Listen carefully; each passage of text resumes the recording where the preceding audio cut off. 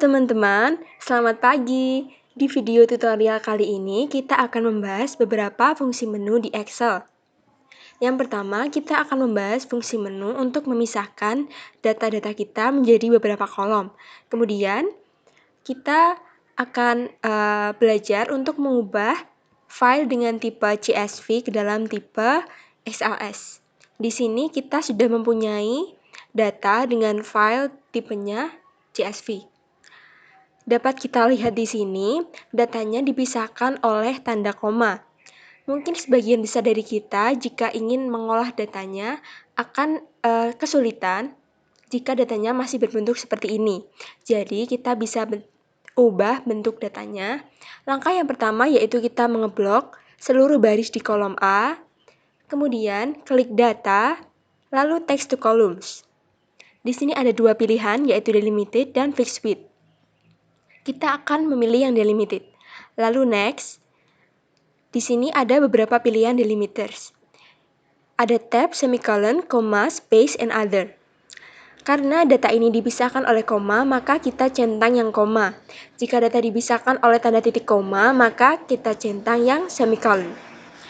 Jika tidak ada di sini, jika pemisahnya tidak ada di sini, maka kita bisa tuliskan di other. Lalu klik next, kemudian kolom data formatnya itu ada beberapa pilihan, yaitu general, text, dan date. Kolom data format ini berfungsi untuk mengubah format data yang ada di kolom-kolom. Misal nih, di kolom ini kita ingin ubah format datanya menjadi tipe teks, maka kita pilih yang teks. Untuk kali ini kita pakai yang general. Lalu kita klik finish. Nah, datanya udah berubah menjadi seperti ini. Lalu bisa kita rapikan datanya. Nah, dengan data yang sudah berbentuk seperti ini, tentunya kita akan lebih mudah untuk menganalisisnya. Kemudian, yang terakhir yaitu mengubah tipe file data dari CSV menjadi XLS. Kita klik File, lalu Save As. Pilih Save As Type, Excel Workbook, lalu klik Save. Jadi yang kedua kita akan belajar mengenai fungsi paste dan fungsi paste spesial. Perbedaan dari paste dan paste spesial itu, jika fungsi paste maka dia akan mengcopy keseluruhan format yang ada di datanya. Tapi jika paste spesial kita bisa mengkustomisasi apa saja yang mau di-copy. Kita akan lebih mendalami ke paste spesial. Misal nih kita mau mengcopy data yang ini. Data X1 kali X2 ini merupakan perkalian dari X1 dikali X2. Nah, di sini ada formulanya, di sini C3 kali D3. Kemudian mari kita coba untuk mengcopy. Nah, paste spesial bisa dengan klik kanan, lalu paste spesial, atau bisa juga kita langsung tekan Ctrl Alt V. Nah, di sini kita coba yang paste all. Lalu kita OK. Nah, jika paste all ini dapat kita simpulkan bahwa dia mengcopy secara keseluruhan, baik itu formatnya atau formulanya. Jadi, karena dia di sini formulanya C3 dikali D3, maka di sini karena dia di kolom G, maka dia akan mengalihkan data yang berada di kolom E dan F. Jadi, dua kolom yang berada di sebelum G. Kemudian kita coba yang paste formula.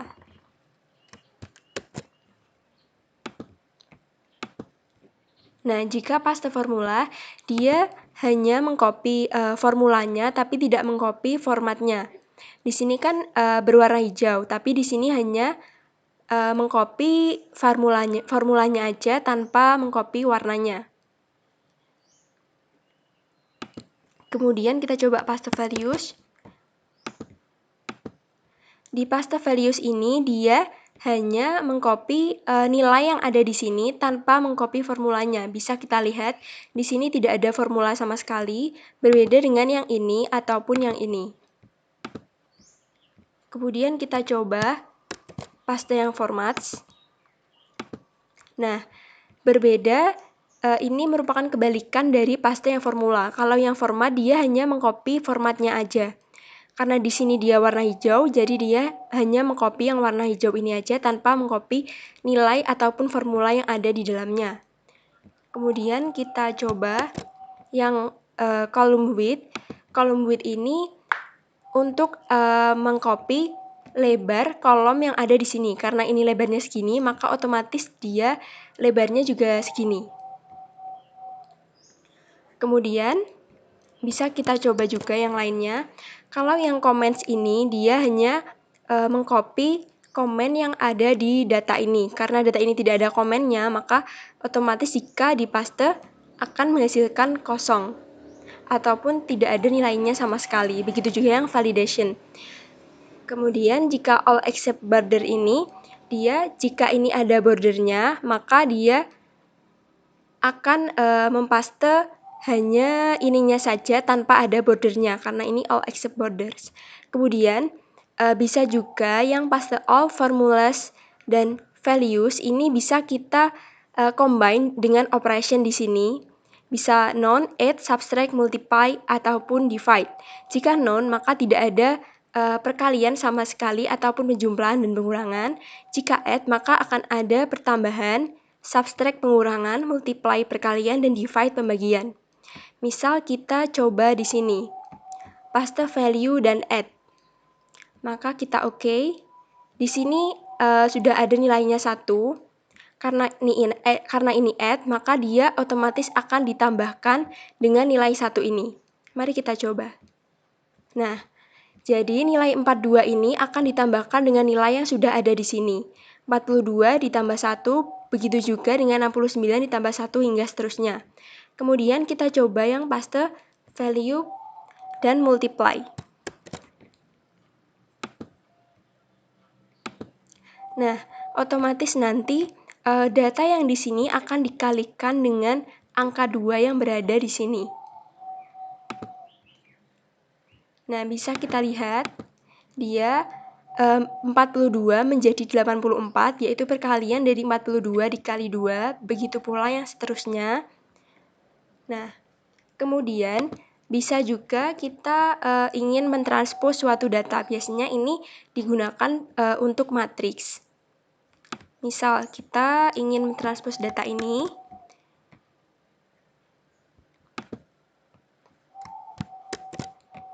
Lalu kita pilih transpose. Lalu kita klik OK. Nah, ini bisa juga dipilih apa kalian mau memilih mempaste all, formulas, value, atau yang lainnya juga bisa dipilih. Jika kita mempaste all, maka otomatis seluruh formatnya nanti juga akan tercopy. Jika kita ingin paste values dan transpose, maka hanya nilainya saja tanpa format atau warna hijau di belakangnya, tetapi datanya nanti akan ditranspose. Seperti ini. Nah, jadi data di kolom X1 akan berubah di baris ini, kolom X2 berubah di baris ini, dan kolom ketiga berubah di baris ini.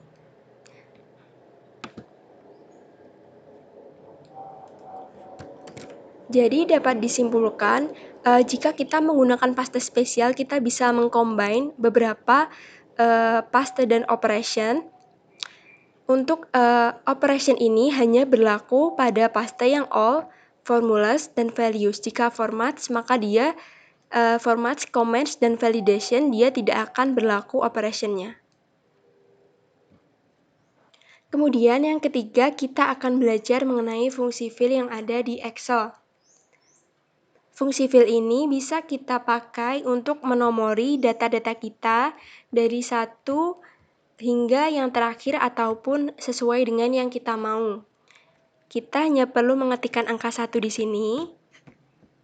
Kemudian pilih menu fill, series. Nah, di sini ada series in, rows, dan columns. Jika kita pilih yang rows, maka datanya nanti akan berjalan ke horizontal atau ke arah kanan. 1, 2, 3, dan seterusnya. Jika kita pilih yang columns, maka datanya akan berjalan ke bawah. Nah, di sini karena kita ingin menomori ini, maka kita pilih yang columns dengan tipe linear. Step value ini merupakan selisih datanya. Kemudian stop value ini merupakan nomor akhir dari data yang akan kita nomori. Misal stop value-nya kita pilih 100. Jadi otomatis data kita nanti akan diberi nomor dari 1 sampai 100. Nah, bisa kita cek.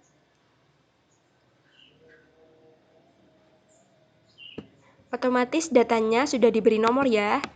Kemudian, misal nih, tadi step value-nya dibikin 0,5. Jadi kita mau menuliskan angka 0 sampai 10 tetapi dengan selisih 0,5 tanpa mengetikkan secara langsung. Kita bisa ketik 0, kemudian fill, series, step value-nya diubah 0,5, step value-nya 10, lalu kita klik OK. Nah, jadi otomatis dia mengisi angka 0 sampai 10 dengan selisih 0,5 di tiap datanya. Kemudian cara yang kedua yang bisa kita pakai untuk menomori data seperti ini ataupun mengurutkan nama data, kita bisa pakai cara ini. Mungkin bisa kita hapus dulu.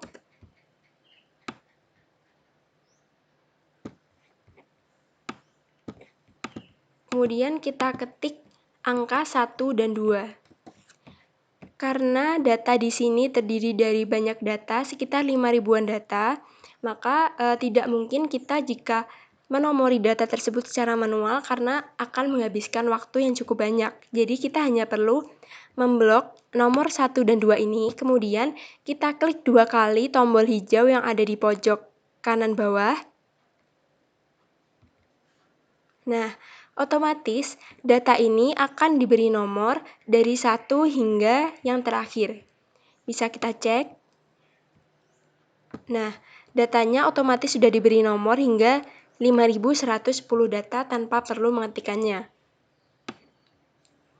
Kemudian bisa juga jika kita ingin menuliskan hari secara berurutan ataupun bulan secara berurutan. Misal kita ingin menuliskan bulan Januari, maka kita tinggal drag ke bawah.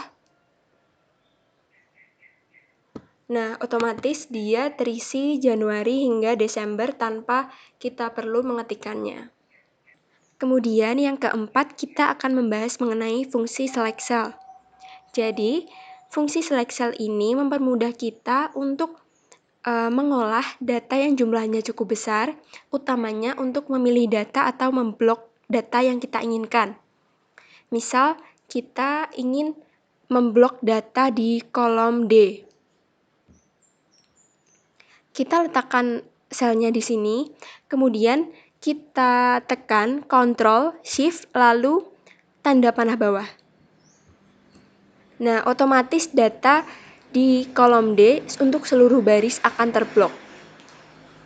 Kemudian jika kita ingin mengembalikannya ke atas, kita bisa klik Ctrl, lalu panah atas. Kemudian, selanjutnya jika kita ingin mengeblok suatu baris tertentu di semua kolom, misal di baris 3. Kita tinggal tekan Ctrl, Shift, lalu panah kanan. Otomatis semua data di baris 3 di semua kolom akan terblok. Demikian juga kita bisa memanfaatkan fungsi select ini untuk mengeblok keseluruhan data tanpa scroll.